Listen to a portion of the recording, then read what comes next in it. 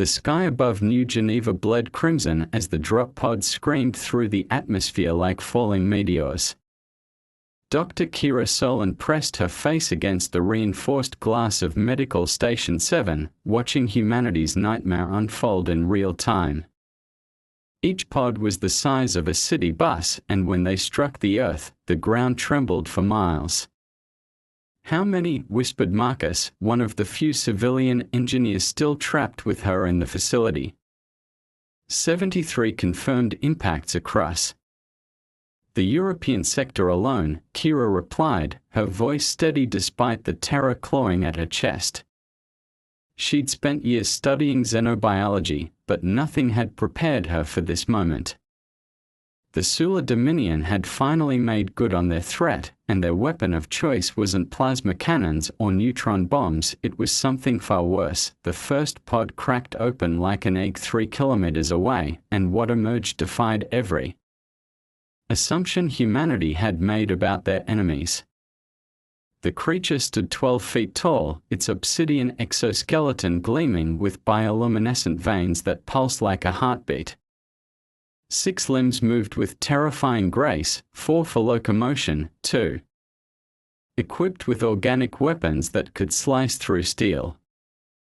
Its head was elongated, almost reptilian, with compound eyes that missed nothing and mandibles that could crush bone. Unit 7 Ashar, designated by the Sula military as a Class A exterminator, took its first breath of Earth's atmosphere and felt the programmed hatred surge through its nervous system.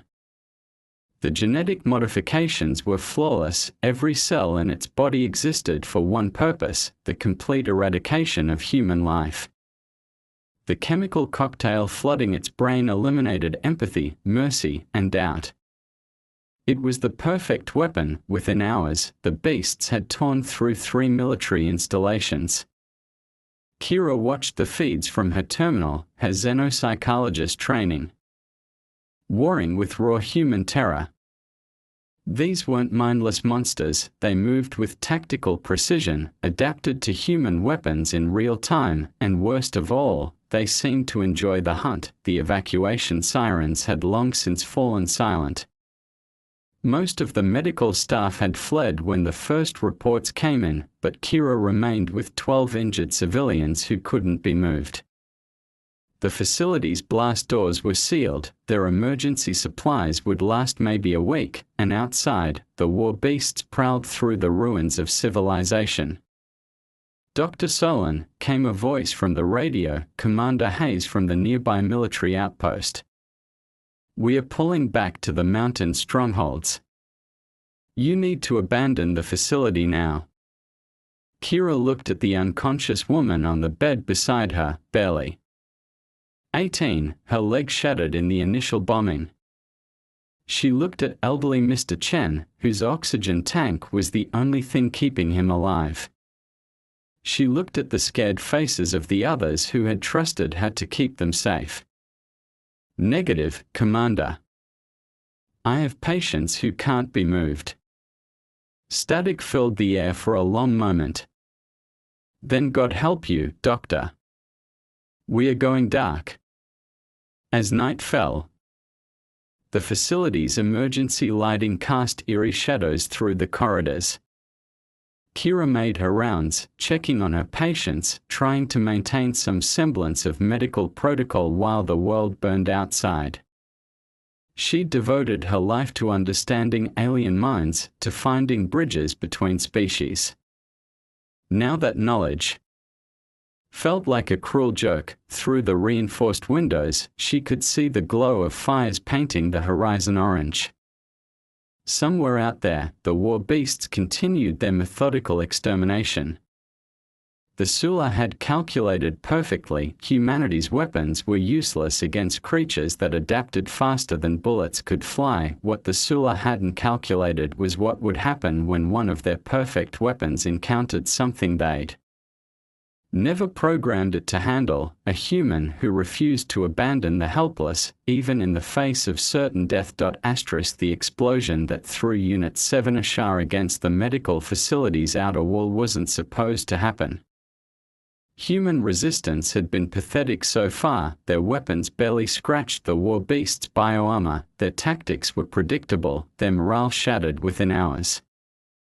But some desperate soldier had managed to detonate a fusion core just as Asha rounded the corner of a supply depot. The blast didn't kill the creature, but it did something worse. It severed Asha from the neural network connecting it to its pack.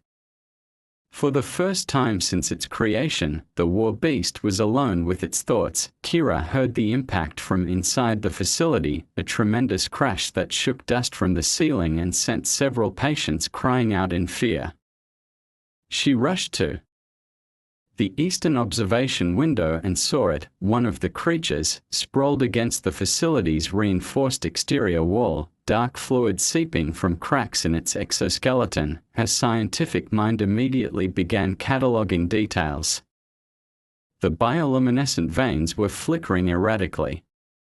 Its breathing was labored, creating small clouds of vapor in the cold night air.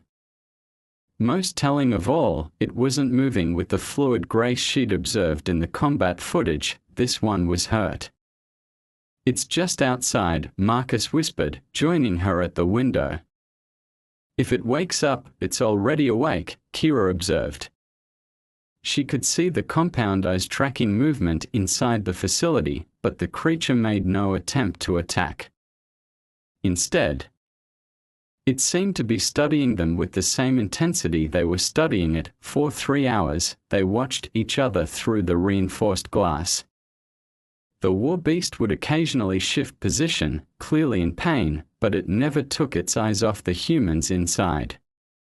Kira found herself making notes, not from fear, but from fascination.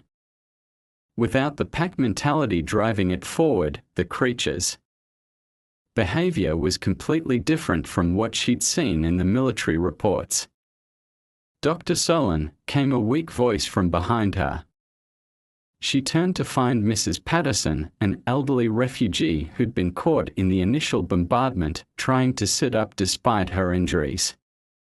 You should rest, Kira said, moving to help her lie back down. That thing outside, Mrs. Patterson whispered. It's not trying to get in, is it? Kira glanced back at the window. The war beast was still there, but it had shifted to a position where it could observe the entire room. No, she said slowly. I don't think it is. As dawn approached, Kira made a decision that would have horrified her military advisors. She noticed the creature's wounds were worse than she'd initially thought. The dark fluid was definitely blood, and the flickering of its bioluminescent veins suggested severe internal trauma. In her professional opinion, it would die without medical intervention. She gathered her medical supplies and approached the facility's emergency airlock. What are you doing? Marcus demanded, grabbing her arm. My job, Kira replied simply. I'm a doctor. That thing is a weapon designed to kill us. Right now, it's a patient. Unit 7 Asha felt the shift in its programming the moment the human female emerged from the facility. Every instinct screamed at it to strike, to fulfill its purpose, but something else held it back. The human was walking toward it slowly, her hands visible, carrying what appeared to be medical equipment. This wasn't supposed to happen.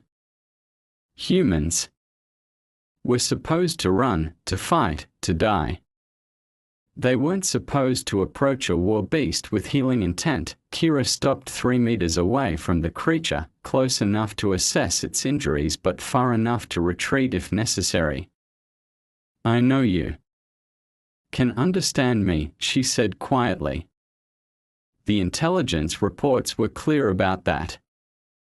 I'm a doctor, and you're hurt. I can help you. The war beast's mandibles clicked together, a sound that in any other context would have terrified her. But Kira had spent years learning to read alien body language, and this wasn't aggression. It was confusion. I'm going to come closer now. she said, taking a step forward. I won't hurt you. For the first time in its existence, Unit 7 HFY faced a choice that wasn't programmed into its genetic code. Kill the human, as every fiber of its being demanded, or allow this unprecedented act of compassion to continue. The war beast remained perfectly still as Dr. Kira Solon knelt beside it and began to treat the wounds of humanity's would-be destroyer. The medical gel sealed the worst of Unit 7 HFY's wounds within minutes, but the real healing began with something far more complex than battlefield medicine. As Kira worked, she talked, not the urgent commands of a combat medic, but the gentle explanations of someone who genuinely cared about her patient's comfort. This might sting a little, she said, applying a regenerative patch to a deep gash in the creature's exoskeleton. The human nervous system would register it as pain, but I'm not sure how your biology processes discomfort. HFY's compound eyes focused on her face with an intensity that should have been terrifying. Instead, something in the war beast's neural pathways began to misfire. The hatred protocols were still there, still demanding violence, but they were being overridden by something the Sula engineers had never accounted for: curiosity. Why? The word emerged from HFY's vocal apparatus as a deep, harmonic sound that vibrated through the ground. Kira paused in her work. It was the first word any war beast had spoken to a human, and it contained multitudes. Why am I helping you? Asterisk asterisk. A subtle shift in the creature's posture that Kira interpreted as confirmation. Because you're hurt, she said simply, returning to her work. And I'm a doctor. I am a weapon. Created to destroy your species. Right now, you're my patient. That's all that matters. Unit 7 HFY processed this response for several minutes while Kira continued her ministrations. The logical circuits in its brain insisted this was a trick, a manipulation. But the evidence contradicted that analysis.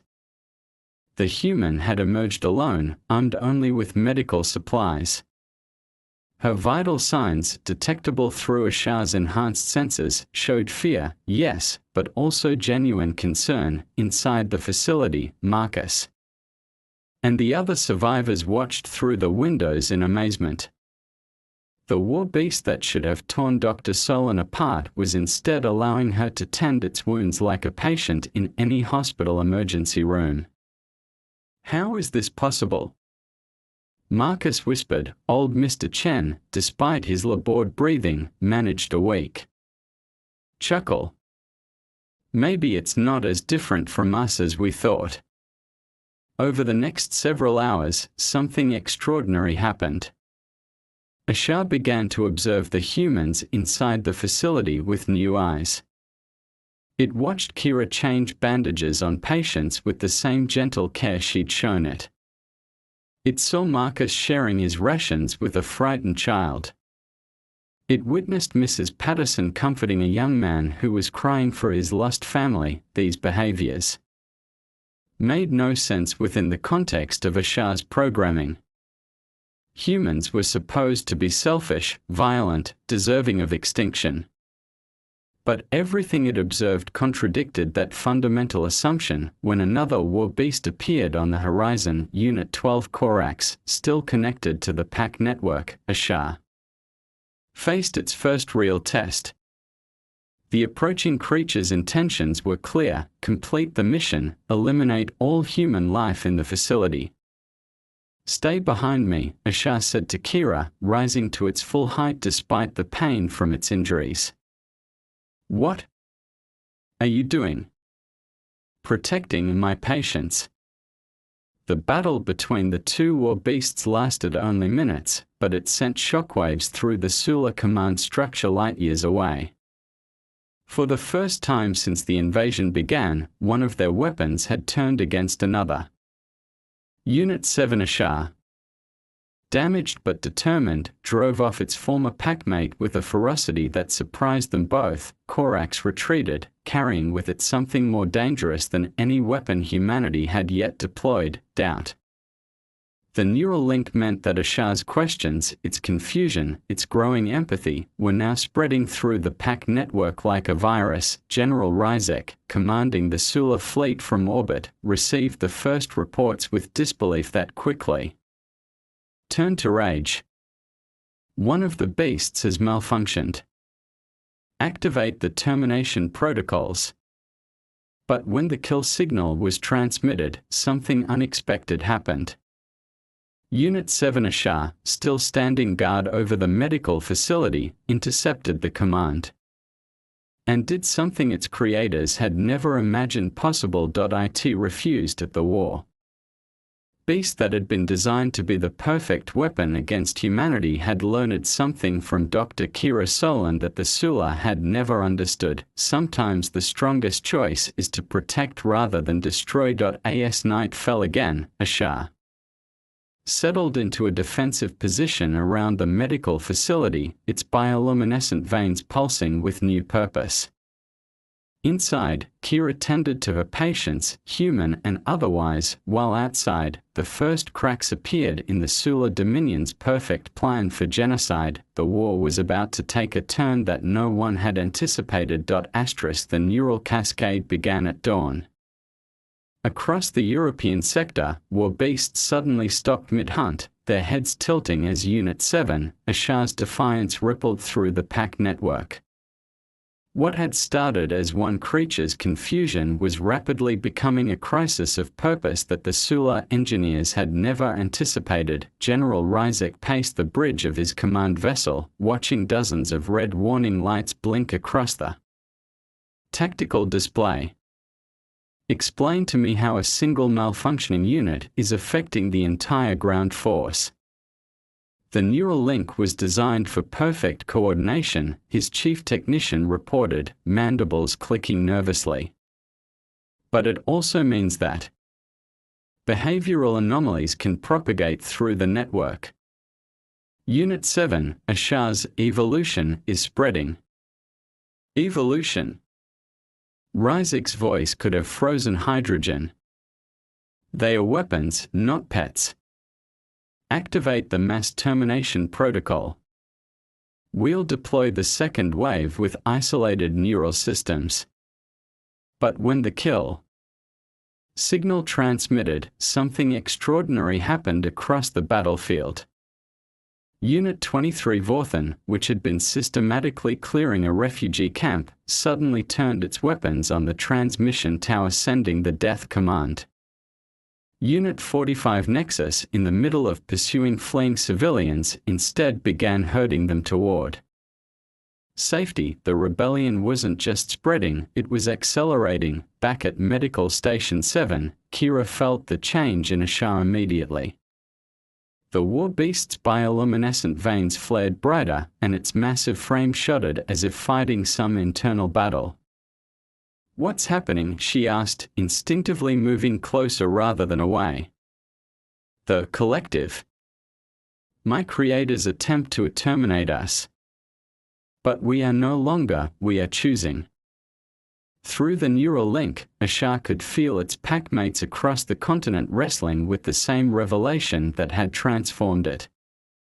The memory of Kira's compassion, the image of humans caring for each other despite mortal danger, the sound of laughter from the facility's children, all of it was spreading like wildfire through minds that had been designed for nothing but hatred. Unit 33 Thyrak, which had been laying siege to a fortified city, found itself studying the behavior of human defenders who threw themselves into danger to save strangers.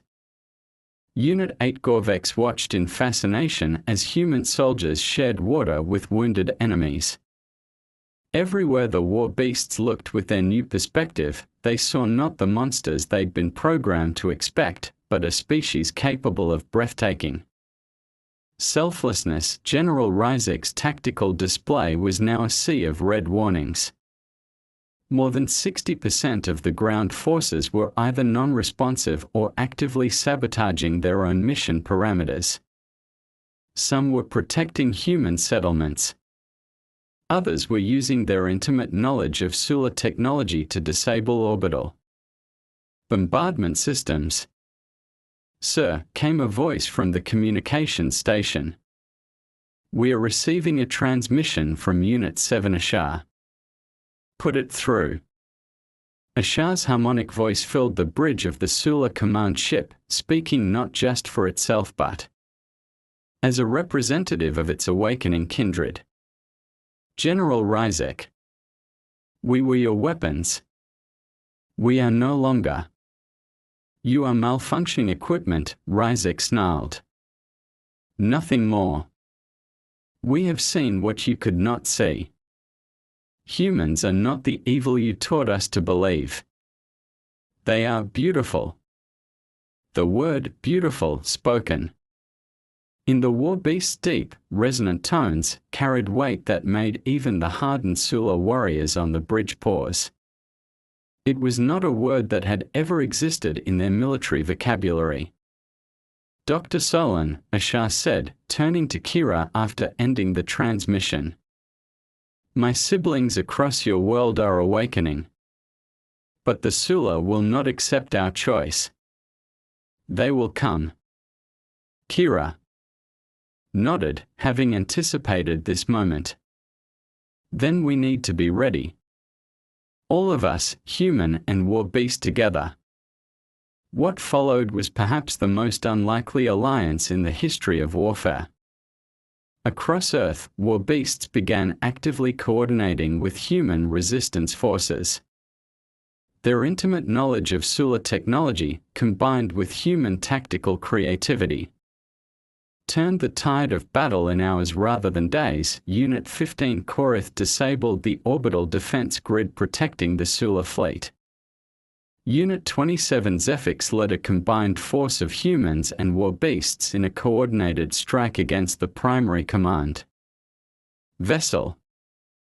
Most remarkably, Unit 7 Ashar, the creature that had started it all, worked with Dr. Kira Solon to establish communication protocols that allowed seamless cooperation between species that had been engineered to be mortal enemies. The Sula retreat began within 48 hours of the first war beast's refusal to kill. General Ryzek, watching his perfect invasion crumble, made one final desperate gambit. If he couldn't control the war beasts, he would destroy them along with the humans they now protected. The orbital bombardment began at midnight, targeting every location where humans and war beasts were working together. But the creatures that had once been humanity's destroyers now became its shields, their bioarmor absorbing energy blasts that would have annihilated entire cities. As the Sula fleet prepared for one final, devastating attack, Unit 7 Ashar looked at Dr. Kira Solon and the patients they had both sworn to protect. "We were meant to end your species," Ashar said quietly.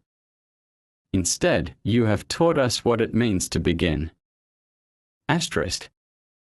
The battle for Earth's survival reached its crescendo in the skies above Medical Station 7. General Ryzek, his invasion force in complete rebellion, had made the decision that would define both species' future if the war beasts would not serve. Then everything, human and beast alike, would burn. Dr. Kira Solon stood beside Unit 7 Ashar as the Sula command ship descended from orbit, its weapon systems charging for a final, genocidal bombardment.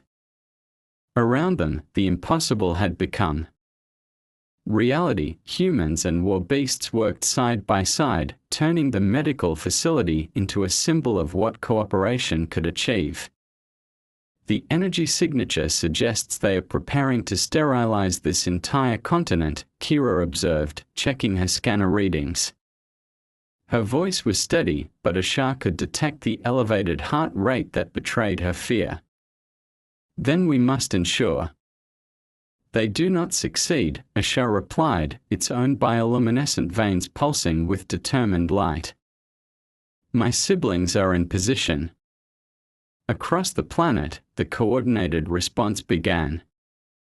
War beasts that had been designed to operate independently were now functioning as a unified force, but this time, their unity served preservation rather than destruction. Unit 12 Korax, the same creature that had once tried to kill Ashar, now led an assault on the Sula fleet's shield generators.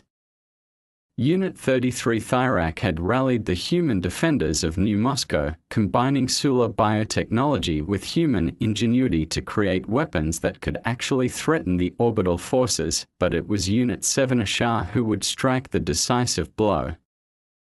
I can reach their command ship, Ashar told Kira as explosions lit up the sky around them.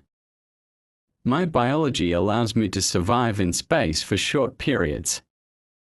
If I can disable their primary weapon, you'll die, Kira said simply. Perhaps. But you taught me that some things are worth dying for. The war beast that had learned compassion from a human doctor now prepared to make the ultimate sacrifice.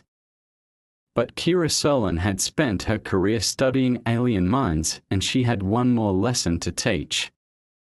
You're not going alone, she said, checking her emergency spacesuit. I know Sula ship layouts from the intelligence reports. You'll need a guide. Dr. Solon, your physiology cannot. My physiology got me through 8 years of xenobiology training in hostile environments. I'm not letting my patient go into surgery without proper support. What followed was a journey that would become legend. A human doctor and a war beast that had been designed to kill her species launched themselves into space from the medical facility's emergency catapult, riding one of Ashar's own biopods that had been repurposed as an improvised spacecraft. The infiltration of General Ryzek's command ship was swift and brutal. Ashar's intimate knowledge of Sula security systems, combined with Kira's understanding of the ship's medical and life support networks, allowed them to reach the bridge before the Sula forces realized they'd been boarded. Impossible, Ryzek breathed as they burst through the command center's doors. You're a weapon. You cannot choose to protect the very species you were created to destroy. You are correct, Ashar replied, positioning itself between the Sula general and Dr. Solon. I was created to be a weapon. But Dr. Solon taught me that creation does not determine choice. The final confrontation was surprisingly brief. Faced with a war beast that would no longer obey and humans who refused to surrender, General Ryzek made his last command decision: retreat. The Sula fleet departed Earth system within hours, leaving behind not the conquered world they had expected, but a planet transformed by an alliance they had never imagined possible. In the aftermath, as Medical Station 7 became the first integrated human war beast settlement, Kira often reflected on the journey that had brought them here. The creatures that had been engineered to end humanity had instead become its protectors, teachers, and eventually, friends. Do you ever regret it? She asked Ashar one evening as they watched the sunset from the facility's observation deck. Choosing us over your creators. Unit 7 Ashar, who had chosen to keep its military designation as a reminder of how far it had traveled, considered the question with the same careful thought it brought to all matters now. The Sula created me to destroy, it said finally. But you taught me to heal. I did not choose humans over my creators, Dr. Solon. I chose creation over destruction. Around them, the new world they had built together continued to grow. Human children played with young war beasts in the facility's gardens. Scientists from both species worked together to develop technologies that served life rather than death. And in medical wards that had once treated only human patients, Dr. Kira Solon continued her work, caring for any being that needed healing, regardless of which world they called home. The war beasts had indeed been meant to destroy humanity.